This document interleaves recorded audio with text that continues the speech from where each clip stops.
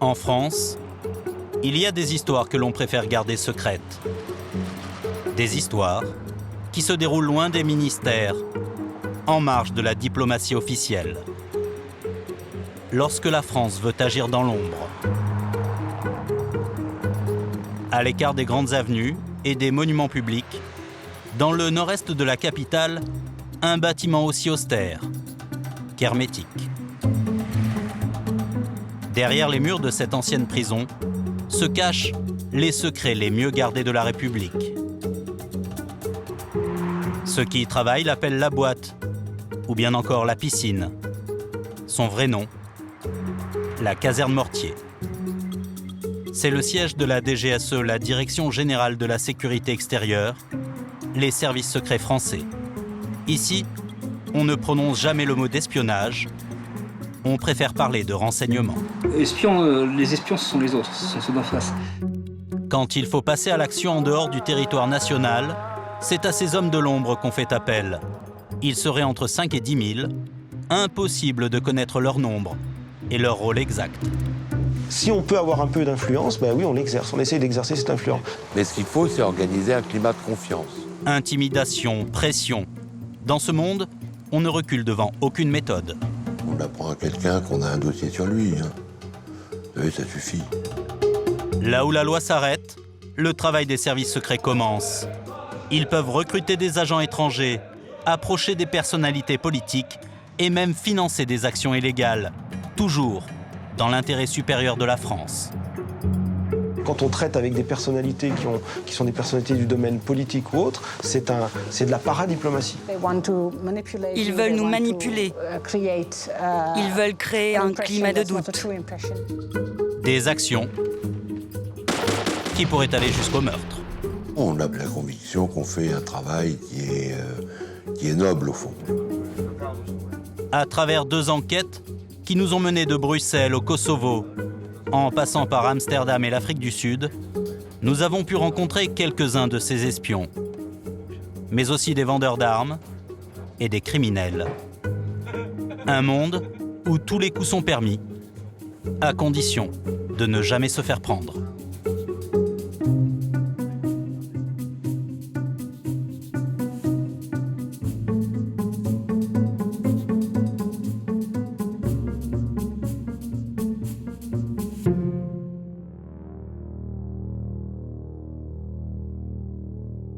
Notre enquête commence dans les Balkans, en ex-Yougoslavie, au Kosovo. Ce qui n'était qu'une petite région de la Serbie est devenu en 2008 un pays indépendant. Ce jour-là, une ferveur nationaliste monte du centre de Pristina, la capitale.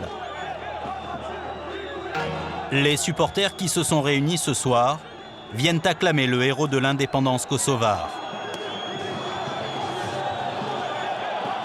Il y a 3 ans, le pays s'est affranchi de la domination serbe. L'artisan de cette libération, c'est lui, Hashim Thaçi, 43 ans. Cet ancien étudiant en droit et philosophie est aujourd'hui Premier ministre. C'est votre dernier meeting? Vous pensez que vous allez gagner? Oui, ça va être une grande victoire.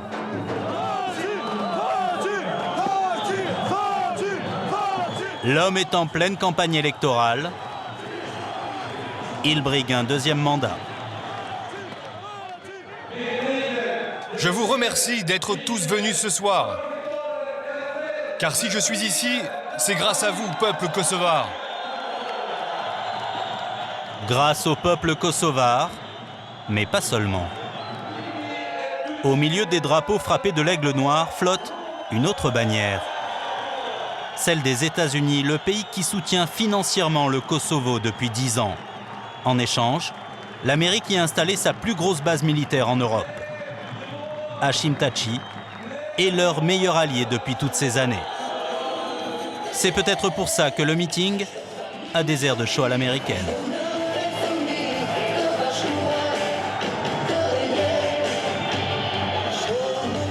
Si le Premier ministre doit sa position à Washington, ce qui est moins connu, c'est qu'il la doit aussi au service secret français.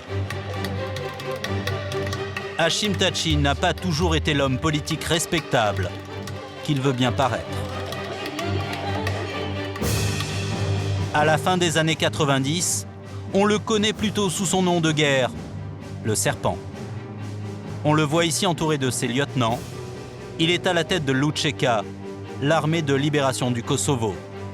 Un groupe paramilitaire de 15 000 hommes, considéré à l'époque comme terroriste par les Occidentaux. Ils sont décidés à prendre les armes contre la Serbie pour libérer leur pays. Cette région autonome, peuplée majoritairement d'Albanais, veut faire sécession. Mais Milošević, le président serbe, qui ne veut pas entendre parler d'indépendance, va alors employer la manière forte. La répression est brutale. Plusieurs milliers de morts, des réfugiés qui tentent de fuir les combats. Des images qui ont ému l'opinion publique internationale. À cette époque, les gouvernements occidentaux décident d'en finir avec Milošević. C'est dans ce contexte que les services secrets français prennent discrètement contact avec Hachim Tachi. C'est ce que révèle cet homme. Il a travaillé à la DGSE pendant 25 ans sous le matricule 3625.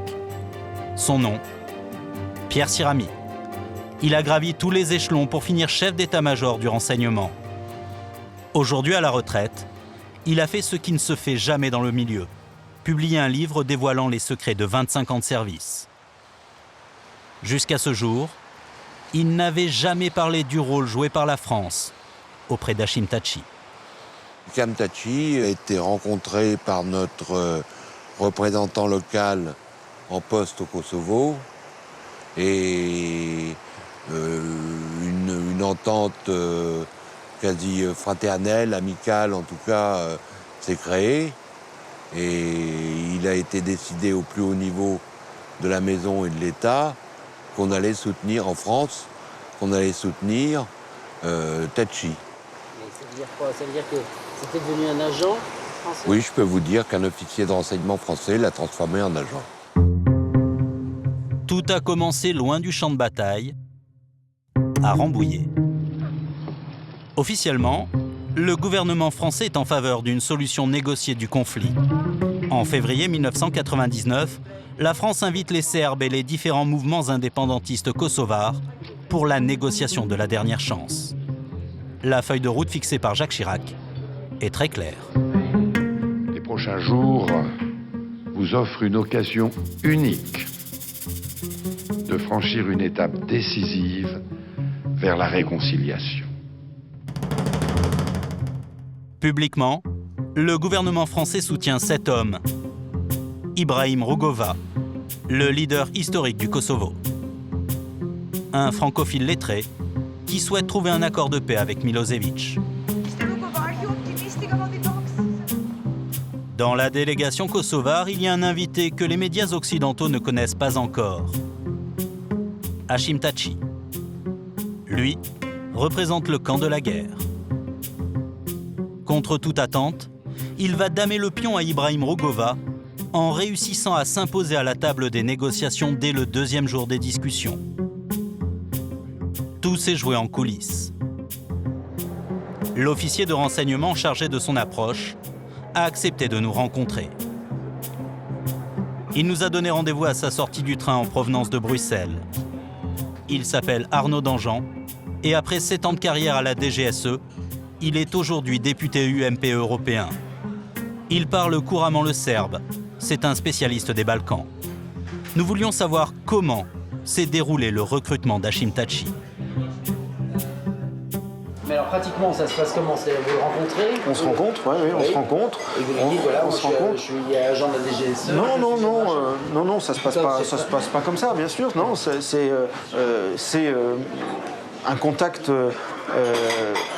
escalité entre guillemets, parce que qui travaille pour les services, qui travaille pour la diplomatie. Encore une fois, je vous dis, les délégations sont extrêmement imbriquées dans tous les pays, américains, anglais, français, allemands, tout le monde travaille ensemble. On a le même objectif, savoir qui sont ces gens, et donc il y a un contact qui se noue, et c'est moi qui suis désigné comme point de contact.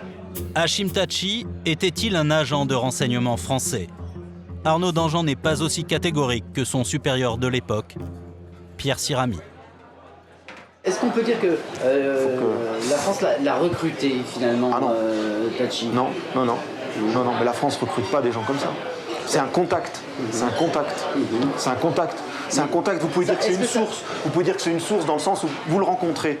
Il vous raconte des choses sur ce qui se passe dans son organisation. Là, vous rentrez à Paris, vous faites un rapport.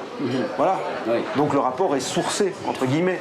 Et voilà. Et quand il circule ensuite au sein du ministère de la Défense, au sein du Quai d'Orsay, parce que nos rapports, de ce point de vue-là, ils circulaient à tous ceux qui avaient à en connaître, bah, évidemment, qui est la source, qui est le contact? C'est Tachi. Jusqu'où la France est-elle allée pour aider les rebelles d'Hachim Tachi? Pas évident, hein. À en croire Pierre Sirami, la DGSE aurait armé le mouvement dans le plus grand secret pour combattre les Serbes sur le terrain. On lui a apporté un soutien matériel, financier très probable, pour lui permettre de poursuivre la lutte. C'est-à-dire que vous lui avez fourni des armes? C'est-à-dire qu'on lui a permis de se fournir des armes, oui. C'est un petit peu différent. Il y a une nuance. Alors que les Serbes intensifient la répression contre les Kosovars, les Occidentaux, américains en tête, préparent une riposte de grande envergure. C'est durant cette période, au début 1999, que la France aurait aidé l'Učeka d'Hachim Tači à se fournir en armes. Ce qu'aujourd'hui encore, Arnaud Danjean dément. Il y a eu des demandes évidemment, en pleine guerre. Ces gens-là viennent nous voir en disant « Vous êtes nos alliés, on a le même ennemi, il faut nous aider militairement ». On n'a jamais accédé à des demandes d'aide militaire, jamais. Et comme vous dites ça, c'est vous, Arnaud Danjean, agent de la DGSE? Non, c'est les institutions françaises. Et ça, vous en avez la certitude? J'en suis certain, parce que les demandes, elles sont passées évidemment par les services de renseignement. Mais le cloisonnement pourrait faire que... Alors après, peut-être, moi j'étais pas ministre de la Défense, allez demander à M. Richard, allez demander à M. Védrine. Nous sommes donc allés poser la question au ministre de la Défense de l'époque. C'était Alain Richard. Il est aujourd'hui maire PS de Saint-Ouen-l'Aumône, en région parisienne. Mais on n'a pas aidé matériellement, alors, l'Učeka. Ah non. Non, ça je crois pas. Vous ne croyez pas? Bah parce que, voilà, quand vous êtes au gouvernement, vous avez à prendre quelques dizaines de décisions par jour et que ce truc a duré 2 mois et demi. Mais rien ne me revient à la mémoire d'une aide, en tout cas en armement, non. Si l'ancien ministre de la Défense dit ne pas se rappeler, il y a un homme qui se souvient parfaitement de la transaction. C'est le marchand d'armes qui a vendu des lance-roquettes RPG-7 et des munitions à l'Učeka en 1999. Les autorités françaises étaient forcément au courant. Cet ancien militaire dit avoir eu le feu vert de la DGSE pour livrer la marchandise. Nous filmons à son insu notre rendez-vous avec lui. Donc les Français ont suivi la marchandise, ils savaient où je livrais. Les Français, ils s'y opposaient pas, quoi. Hein? Non, alors. C'était dans la politique française. Et les Albanais qui t'ont contacté, quoi. À Genève, c'était par Hachim Tači. Tu l'as vu? Bien sûr, en Suisse. Et c'était quoi, alors? RPG-7. Et ça portait sur combien? 200 RPG-7 et 10 000 roquettes. D'accord, ouais. Selon lui, les services secrets français auraient donc bien œuvré en sous-main pour que des armes parviennent clandestinement à Hachim Tači. Tout ça pour préparer la grande offensive qui aura lieu quelques semaines plus tard. 24 mars 1999, Belgrade est pour la première fois la cible de raids aériens. Ils dureront 78 jours. Le 7 juin, l'armée serbe se retire du Kosovo. 3 jours plus tard, les forces de l'OTAN rebaptisées KFOR pénètrent dans le pays. 45 000 hommes, dont un gros contingent de Français. C'est à ce moment-là que l'ami Tači se révèle bien utile. La population kosovare n'aime pas les Français.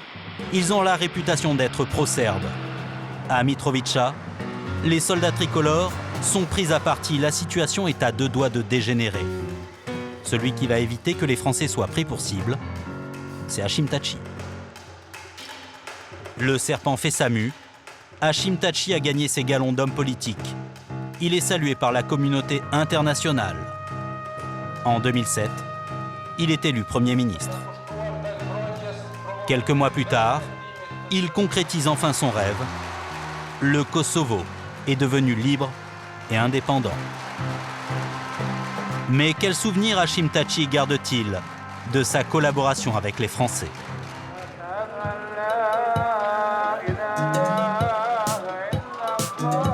Pour le savoir, nous nous rendons au Kosovo.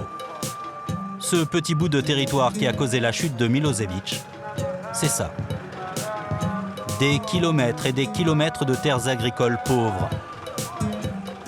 Les Serbes les considèrent toujours comme le berceau de leur pays.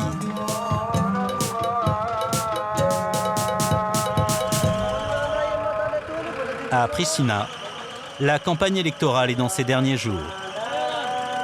Après de nombreuses démarches, nous décrochons enfin une interview avec le Premier ministre Hashim Thaçi. S'il refuse d'entrer dans les détails, il confirme qu'il a travaillé de façon très étroite avec les services secrets français. Jusqu'à aujourd'hui, notre collaboration m'a permis d'entretenir de bonnes relations avec Paris et le président Sarkozy.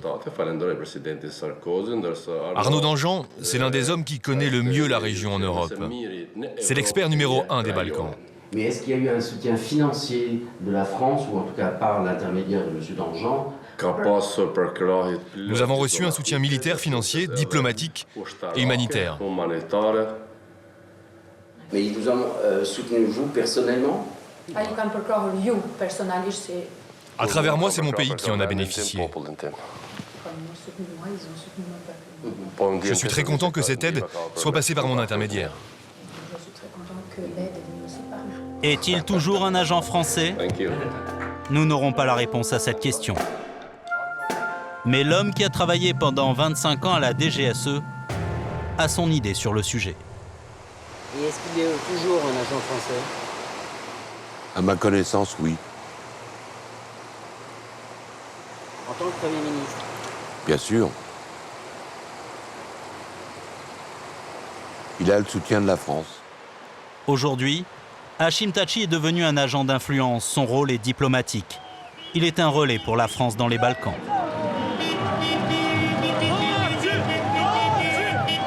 Dans les rues de Pristina, les supporters d'Hashim Thaçi font la fête.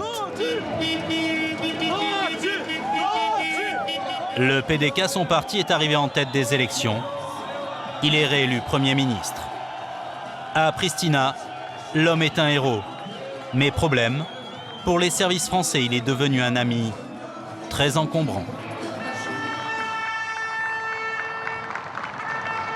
Ce jour-là, à Strasbourg, des Kosovars manifestent devant le Conseil de l'Europe pour soutenir leur Premier ministre. Hashim Thaçi est la cible de très graves accusations de la part de cet homme, le sénateur suisse Dick Marty. Il présente ses conclusions après 2 ans d'enquête. Monsieur le Président, Mesdames et Messieurs, très chers collègues, membre depuis 13 ans de cette Assemblée... Il a été mandaté par les parlementaires européens pour enquêter sur les crimes commis par l'UÇK avant, pendant et après la guerre. Dans son rapport d'une centaine de pages, les crimes s'enchaînent et le nom d'Hashim Thaçi revient sans cesse. Le commerce de l'héroïne et d'autres narcotiques était contrôlé de façon violente par Hashim Thaçi. Thaçi était habituellement défini et désigné dans les rapports des services secrets comme le plus dangereux des parrains de la pègre de l'UÇK.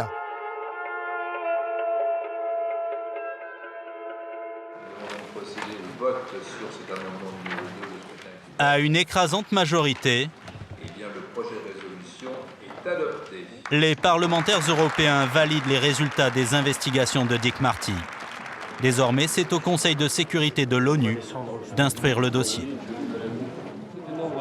Face à ces accusations, Hashim Thaçi a dépêché sur place un émissaire, le numéro 2 de son parti. Il s'appelle Ravit Aliti. Lui aussi est accusé d'être l'un des chefs du clan mafieux. Personnellement, je me sens très à l'aise. Aucune des allégations de M. Marty me concernant n'est vraie. Je parle pour moi et pour tous les dirigeants de l'UÇK. En revanche, je déplore l'influence très négative de ce rapport pour l'image des Albanais en général et pour l'image des politiciens kosovars en particulier. Selon le rapport du Conseil de l'Europe, Hashim Thaçi ne se serait pas contenté de se livrer au trafic de drogue. Il aurait aussi du sang sur les mains. Pour en avoir le cœur net, nous décidons de nous rendre dans la vallée de la Drenica, le cœur de la révolte kosovare. La région d'origine d'Hashim Thaçi. Nous avons rendez-vous avec un politicien local, Gani Geçi. C'est l'opposant historique d'Hashim Thaçi. Lui aussi est un héros de la lutte contre la Serbie de Milosevic. Pendant la guerre, on le surnommait le Rambo de la Drenica. Okay. À notre arrivée, ce sont ces gardes du corps qui nous accueillent. Hello. How are you? Hello. How are you? Hello. L'homme a bien changé. Rambo s'est embourgeoisé.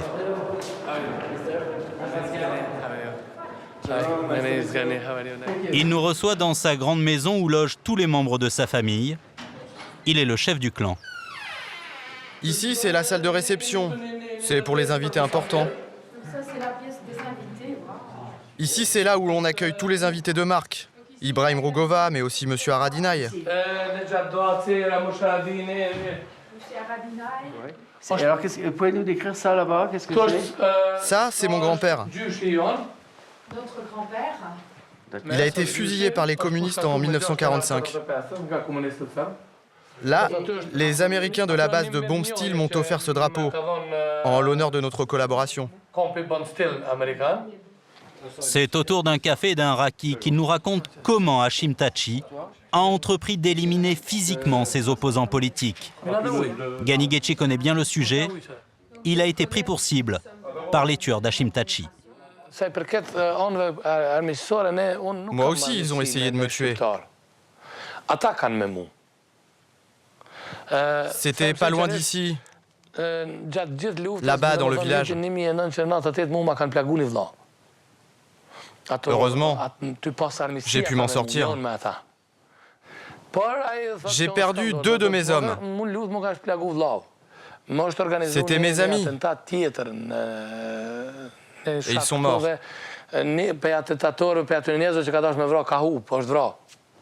Moi, j'ai été blessé. Mais j'ai survécu. La balle est entrée par là et elle est ressortie par là. J'ai pu récolter certaines informations. Les tueurs étaient à la solde d'Azem Choula. C'est lui qui les a payés pour essayer de m'éliminer. Azem Choula, c'est l'oncle d'Hashim Thaçi. Il dirige depuis 10 ans les services secrets kosovars, le CHIK. Et il était déjà présent au pourparlers de Rambouillet aux côtés de son neveu. Lui aussi fait partie de la longue liste des criminels cités dans le rapport de Dick Marty. Vous portez une arme? Bien sûr que j'ai une arme. J'ai même un permis de port d'armes. Ce jour-là, il ne nous montrera que son autorisation de port d'armes. C'est pour votre sécurité? Oui, c'est plus sûr. Depuis qu'on a essayé de le tuer, ce sont ses neveux qui assurent sa protection. Ici, on ne peut faire confiance qu'à la famille.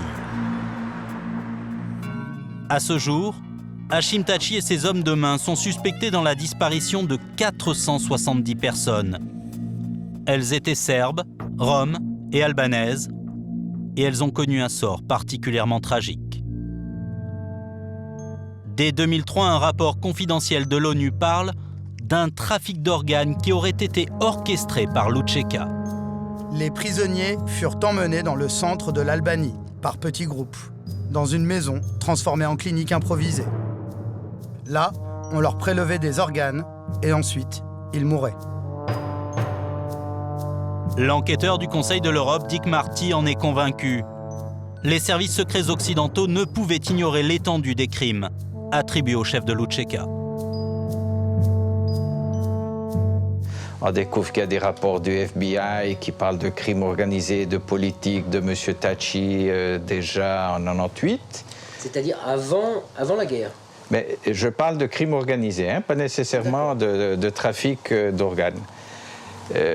Déjà, bon, l'UÇK, je vous rappelle, était considéré officiellement comme un groupe terroriste. D'accord. Mais est-ce que ça veut dire que l'ensemble des pays occidentaux, dont la France, connaissaient le passé ou le niveau d'implication mafieuse des différents leaders de l'UÇK, comme M. Tachi?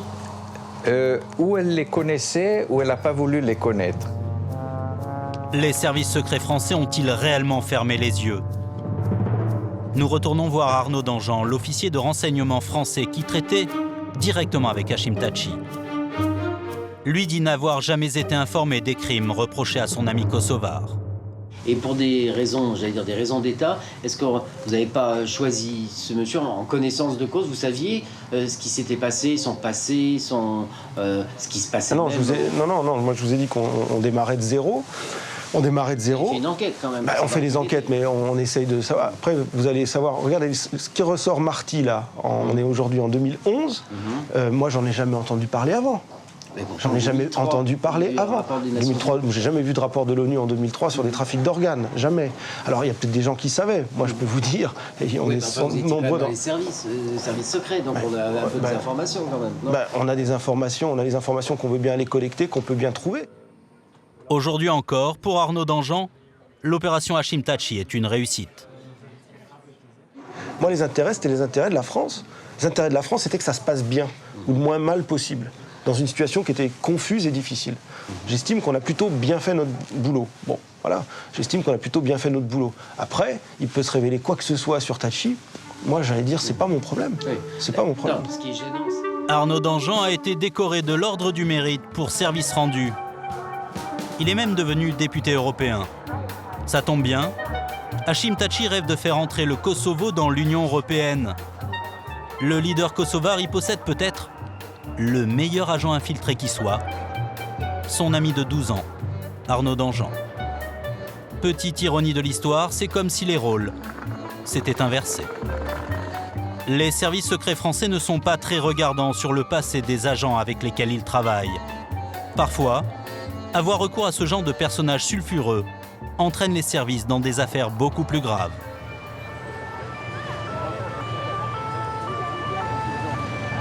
C'était en mars 2011, à l'occasion d'une visite officielle en France. Le président d'Afrique du Sud, Jacob Zuma, est accueilli en grande pompe, pas par le président de la République, mais par le maire d'une petite ville de la banlieue parisienne. Le maire d'Arcueil, pas vraiment habitué à recevoir des chefs d'État. Si le président sud-africain a tenu à faire le déplacement ici, c'est en souvenir de l'une des figures de la lutte anti-apartheid, Dulcie September. Elle était la représentante de l'ANC en France, le parti de Nelson Mandela, et elle a résidé un temps dans cette ville. Dans quelques jours, nous commémorerons le 23e anniversaire de son assassinat par les tenants de l'apartheid. Un assassinat commis à Paris et qui reste hélas encore impuni aujourd'hui. Son meurtre n'a jamais été élucidé.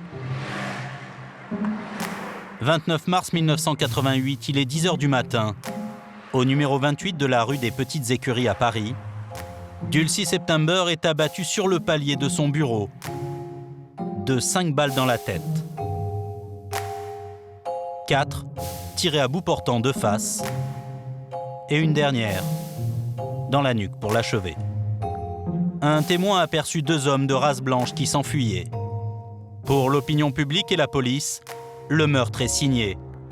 Tout accuse le pouvoir sud-africain blanc en place et ses escadrons de la mort. le régime raciste que combattait Dulcie September depuis toujours. L'apartheid, c'est une forme de racisme institutionnalisé. C'est un système économique basé sur des profits élevés, réalisés par les patrons et les compagnies internationales. C'est aussi un système fasciste fondé sur le nationalisme chrétien. L'apartheid, un régime basé sur la ségrégation raciale. À l'époque, la minorité blanche a encore tous les pouvoirs, tous les droits. Les Noirs, les Indiens, les Métis, eux, n'ont droit à rien. Ils ne peuvent ni voter, ni même circuler librement. L'Afrique du Sud est au banc de la communauté internationale. L'ONU ira même jusqu'à décréter un embargo sur les ventes d'armes à l'Afrique du Sud. L'ANC, le parti de Nelson Mandela qui a organisé la lutte armée, cherche par tous les moyens des soutiens à l'étranger. Partout dans le monde, l'ANC envoie des représentants pour plaider la cause des Noirs. La voix de Nelson Mandela en France, c'est Dulcie September.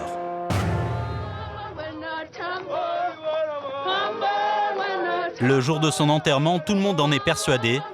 Ce sont les services secrets sud-africains qui l'ont tué. Mais est-ce aussi simple? Dans tout crime, il faut d'abord chercher le mobile. Alors ça, c'est le cimetière du Père-Lachaise. Il y a un monde fou. Hein. Ah, mais il y avait 10 000 personnes. Hein. C'était quasiment funérailles nationales. Hein. Enfin, sauf que c'était pas le gouvernement, je veux dire. Mais non, c'était terrible. C'était... Ah oui, non, mais les gens ont été choqués. Hein. Jacqueline Derain, c'était sa plus proche collaboratrice, sa compagne de lutte, son amie. Elle se voyait toutes les semaines. Jacqueline se rappelle que quelques mois avant son assassinat, la militante de l'ANC se sentait en danger. Tous ces mouvements anti-apartheid, hein, c'est vraiment lui qui a été... Dans les mois qui ont précédé, il y a eu des menaces, des signes, des choses. Oui, il y a eu donc cette agression dans le métro, hein, pour laquelle elle a été portée plainte et on l'a un petit peu envoyée en disant bon, c'est pas grave, hein, ça... Bon, et quand on a essayé d'expliquer que c'était pas n'importe qui quand même, hein, qu'il faudrait peut-être se faire attention, et ben elle est allée au commissariat. Alors moi je suis pas allée, je pense qu'elle a dû aller avec sa secrétaire, avec Joyce, et a donc porté plainte quoi, contre l'agression. On les a envoyés promener quoi, quasiment en disant bon, des dames qui se font agresser dans le métro, il y en a tous les jours, voilà. Bon, et puis quand Joyce a essayé de dire mais oui mais attendez c'est pas n'importe qui, voilà. Bof, on n'a pas pris ça très au sérieux, voilà. Et quelques mois après, elle a été tuée. Beaucoup de monde pouvait en vouloir à Dulcie September. Elle dérangeait car elle n'avait de cesse que de montrer du doigt les pays qui continuaient de commercer ouvertement avec l'Afrique du Sud, et en particulier la France. Et donc elle dénonçait tous ceux qui se mettaient en travers de ce chemin. Et ceux qui se mettaient en travers de ce chemin, c'était les hommes politiques qui soutenaient l'apartheid, c'était les industriels qui voulaient rien entendre et qui disaient « nous, on fait des affaires, le reste, c'est pas notre affaire ». Voilà, c'est ça qu'elle dénonçait. Mais évidemment, ça lui faisait beaucoup d'ennemis. Il y a un homme qui a beaucoup œuvré pour que la France maintienne les meilleures relations possibles avec le régime pro-apartheid. Un ancien de l'OS devenu conseiller de Charles Pasqua, alors ministre de l'Intérieur. Aujourd'hui, il coule une retraite paisible à Cannes. Jean Taousson faisait du lobbying à travers un obscur journal, le Courrier Austral Parlementaire, financé par le gouvernement de Pretoria. On ne soutient pas l'apartheid. Pourquoi on soutenait l'apartheid? On ne soutenait pas l'apartheid. On n'en avait rien à foutre de l'apartheid. Nous, ce qu'on faisait, c'était essayer d'éviter une révolution et essayer de conserver des possibilités d'approvisionnement des métaux stratégiques. Voilà. Nickel, cobalt, platine, diamant, uranium, des minerais indispensables pour le développement industriel de la France. À l'époque, Jean Taousson a été accusé par la presse d'être mêlé au meurtre de Dulcie September. Il n'a finalement jamais été inquiété par la justice et il a gagné tous ses procès en diffamation contre les journalistes. Ça, c'est 80 légendes du siècle. Ils ne m'ont pas accusé de meurtre exactement, ils ont dit qu'on l'avait organisé. Bon, je ne veux pas revenir là-dessus parce que vous allez me remettre dans la merde avec cette histoire. Non, c'est pas dans la merde parce que vous y êtes pour rien. Non, mais j'ai pas envie qu'on parle de ça. Oui. Vous savez, je suis pas commode. Hein. Dans le discours qu'elle s'apprêtait à faire, Dulcie September devait dénoncer des entreprises françaises qui livraient des armes à l'Afrique du Sud. Elle a été tuée juste avant. À Amsterdam, nous avons rendez-vous avec une journaliste qui enquête sur l'affaire depuis des années. Evelyne Greninck a pu interviewer policiers, témoins, proches de la victime, et elle a même eu accès aux archives privées de Dulcie September. Je me suis dit qu'il fallait faire ce qu'aurait dû faire tout bon enquêteur depuis le début. Trouver sur quoi travaillait Dulcie avant d'être tuée. Et j'ai trouvé dans ses documents à son bureau qu'elle enquêtait sur les trafics d'armes. Pas simplement d'une manière superficielle. Dulcie était connue pour le sérieux de son travail. Elle voyait ça comme une mission d'arrêter ce genre de choses. Dulcie September avait-elle découvert des informations sensibles? Avait-elle la preuve que la France contournait l'embargo sur les armes? Pour le savoir, il nous faut retrouver les camarades de Dulcie September, ceux qui menaient le combat avec elle en Europe. Ils sont tous retournés vivre en Afrique du Sud. Notre premier rendez-vous est à Johannesburg, avec un ami personnel de Dulcie September. Durant les années de l'apartheid, il était le représentant officiel de Nelson Mandela à Londres. Il est devenu ensuite son vice-ministre des Affaires étrangères. Il s'appelle Aziz Pahad et sa maison se trouve sur les hauteurs de Johannesburg.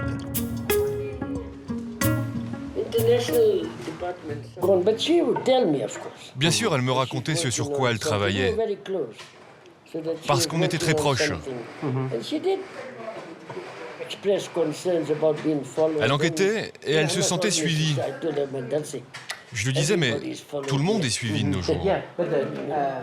Mais qu'est-ce qu'elle vous a confié à ce moment-là? Elle me disait qu'elle travaillait sur des choses reliées au nucléaire, en collaboration avec la France et l'Afrique du Sud. Bien sûr, il y avait le nucléaire civil, mais elle travaillait surtout sur les programmes d'armement nucléaire. Dulcie September avait-elle trouvé quelque chose? La militante anti-apartheid n'était pas qu'une simple porte-parole de l'ANC. Elle faisait partie d'un réseau souterrain, une sorte de service secret interne à l'organisation. C'est en tout cas ce que va nous confirmer l'un des chefs opérationnels de Dulcie September. Il nous reçoit au Cap, la grande métropole à la pointe de l'Afrique du Sud. Je suis bien chez Monsieur September? Ok, bon, on arrive.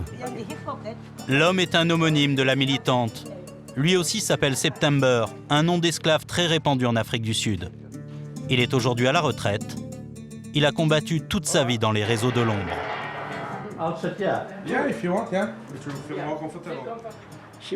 Dulcie s'intéressait tout particulièrement à la France et ses rapports avec l'Afrique du Sud et tous les deals d'armes, de munitions et de pétrole. Et Dulcie était très bonne pour ça. Elle se concentrait sur la France, ce qui était une bonne chose. On avait besoin de quelqu'un qui fasse ce travail. Mais pourquoi c'était si important, la France? Parce qu'ils étaient de grands amis du régime sud-africain. Ils avaient des liens très forts avec le gouvernement sud-africain à ce moment-là. Nous devions l'exposer au grand jour. Des informations extrêmement gênantes pour la France. Pour cet ancien haut responsable du renseignement de l'ANC, même si ce sont des agents sud-africains qui ont supprimé Dulcie September, ils n'auraient pas pu faire le coup tout seuls. Les services secrets français étaient très proches des services sud-africains. Ils formaient comme une équipe. Les Français et les Sud-Africains travaillaient ensemble.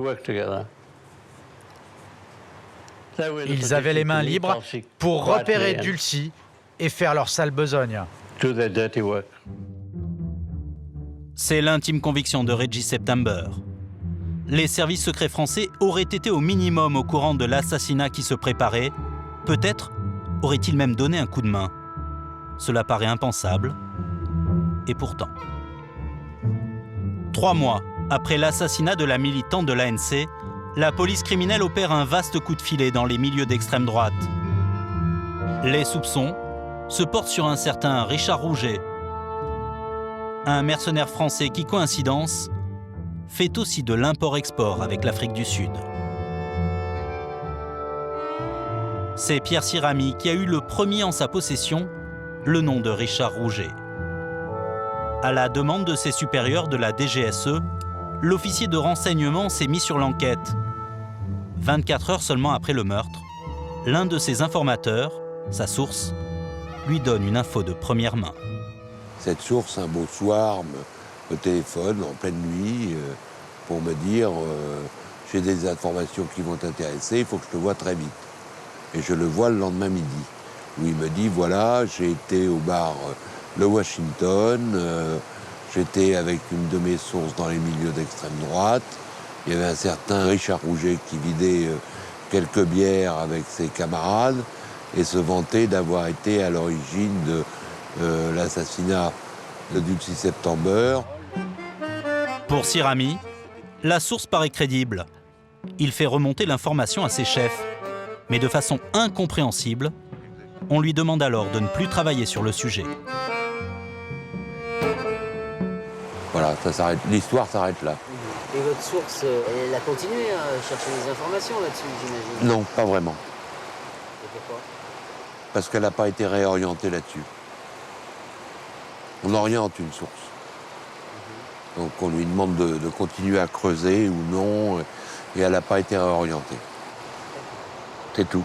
Les affaires sont souvent celles-là. Hein. Dans le fonctionnement d'un service, vous démarrez une affaire, vous creusez cette affaire, vous la travaillez, vous obtenez un certain nombre d'éléments, et puis à un moment donné, bon, la barrière tombe, vous vous occupez plus, parce qu'on ne vous oriente plus dessus. L'enquête de justice connaîtra le même sort. Richard Rouget sera finalement blanchi. Il avait un alibi. Le jour du meurtre, il aurait été en Afrique du Sud. Aujourd'hui, il est toujours mercenaire. Aux dernières nouvelles, il serait en Somalie. C'est bien des années plus tard que Pierre Sirami découvrira une information fracassante. Comme il est devenu chef d'état-major, il a désormais accès à beaucoup plus d'informations. En fait, Richard Rouget ferait partie de la maison. Et c'était un agent français? Ça, je l'ai su beaucoup plus tard.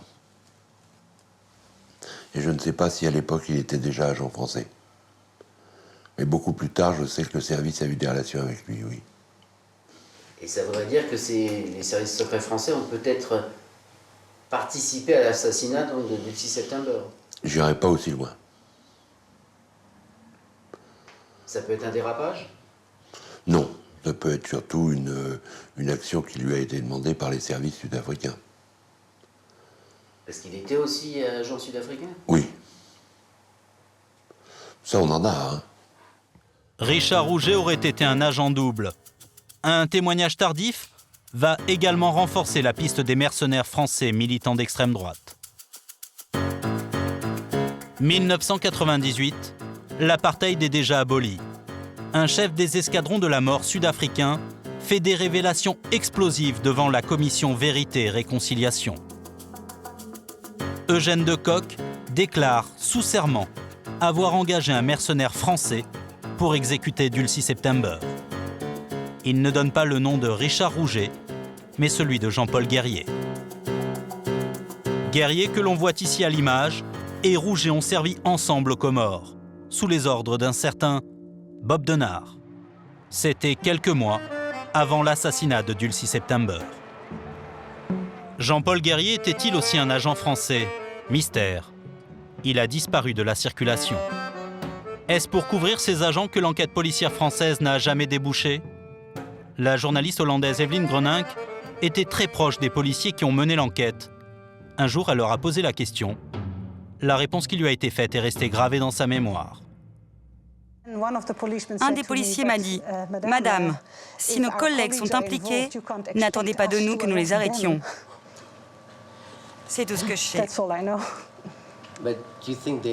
Mais vous pensez que les policiers avaient peur de l'implication politique de l'affaire ou qu'ils s'y intéressaient pas vraiment? Je pense que c'est exactement ce que m'a dit le policier. Si c'est nous, on ne va pas les arrêter. Donc, il n'y a aucune raison qu'ils suivent cette piste. 23 ans après l'assassinat de Dulcie September, l'affaire est prescrite. Plus personne ne sera jamais inquiété. La parole à son Excellence Monsieur Jacob Zuma, président de la République d'Afrique du Sud. Aujourd'hui, c'est une affaire classée. Même pour Jacob Zuma, qui n'a pas réclamé justice quand il est venu en France en mars dernier. Lui, l'ancien chef de Dulcie September, l'ex-grand patron des services secrets de l'ANC, qui aujourd'hui préfère parler business.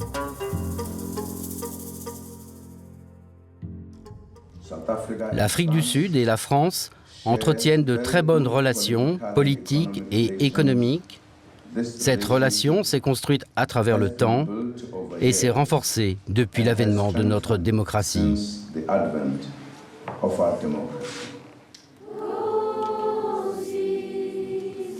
Toutes les démocraties ont leur part d'ombre. Et les services secrets se révèlent au fond bien utiles.